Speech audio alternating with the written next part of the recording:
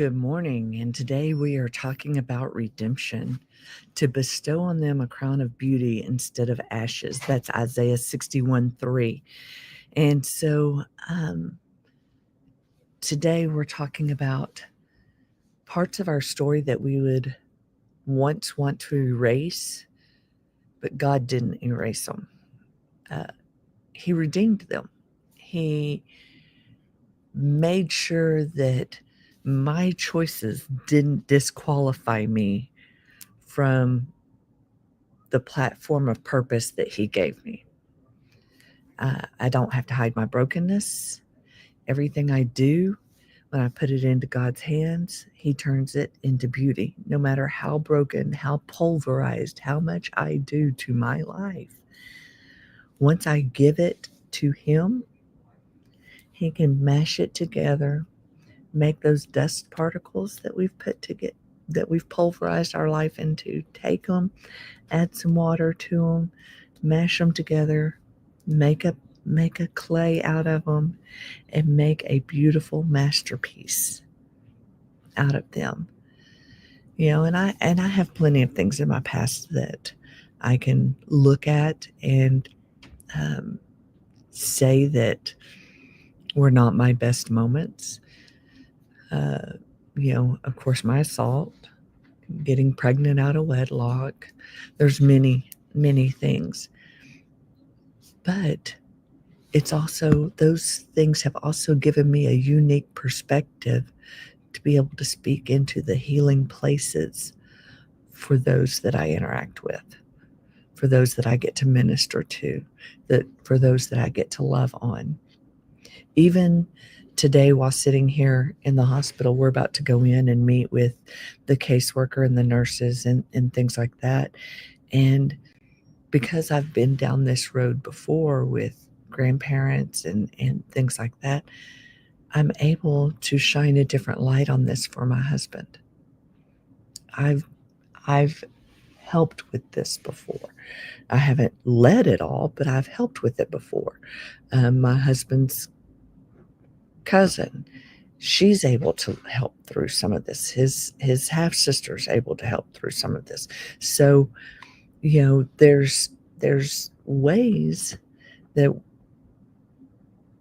we may not feel prepared because we haven't walked that walk. We haven't walked a walk of peace and calm. We've had some chaos and things like that in our life. But in that sense also, we can look and see that He's in control. So we've had some things happen over the last couple of days where we're like, okay, that was a God moment. The doctors haven't done everything right. We haven't done everything right. But God's still showing up, right? So talking about the brokenness that I've had in my life when dealing with my sexual assault, dealing with my unplanned pregnancy. I remember going to a family wedding. I'd gotten married in May.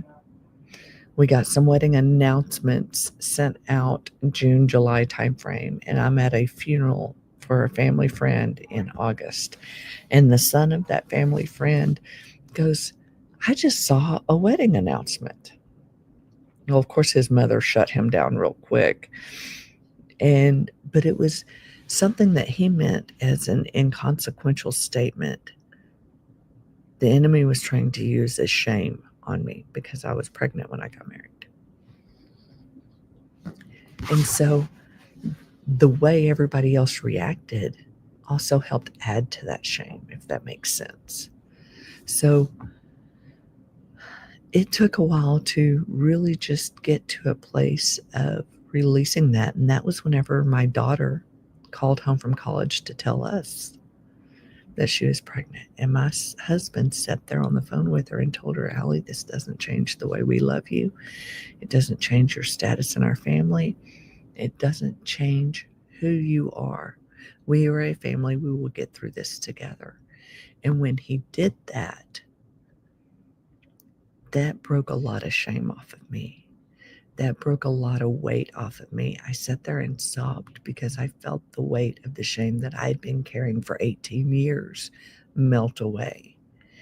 And then a few minutes later, after speaking with my daughter, she asked me to reach out to my friend Amy at Embrace Grace. And when I reached out to Amy to message her to say, hey, my daughter just called. She said she's pregnant.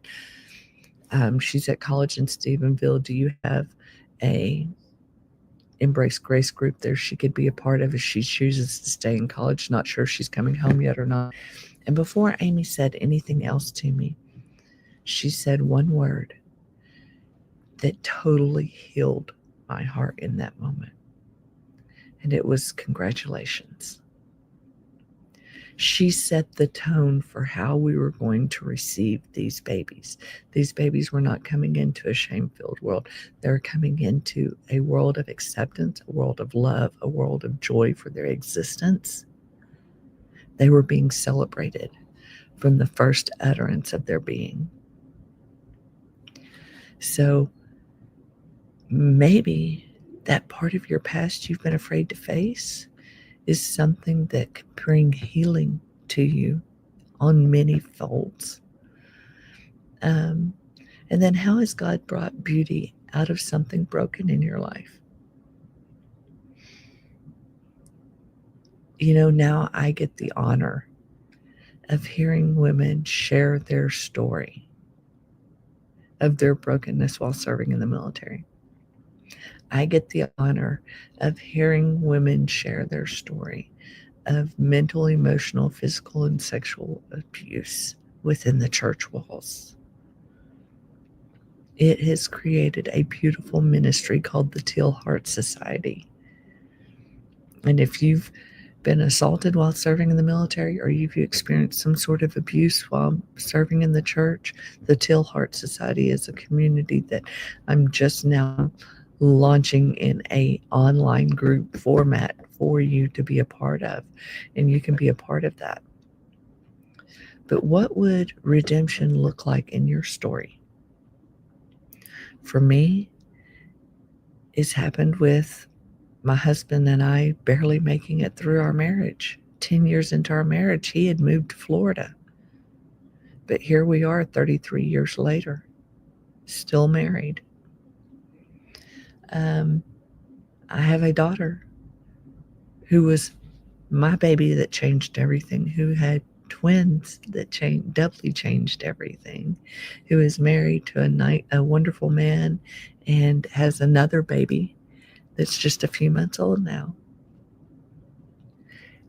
And I also am able to reach back into those dark places I walked in and stretch my hand out to help those that are in those dark places walk out of the darkness. That's what my redemption looks like in my story. I would love to hear what it looks like in yours. So redemption brings about change, brings about peace, brings about comfort. And I am here for it all.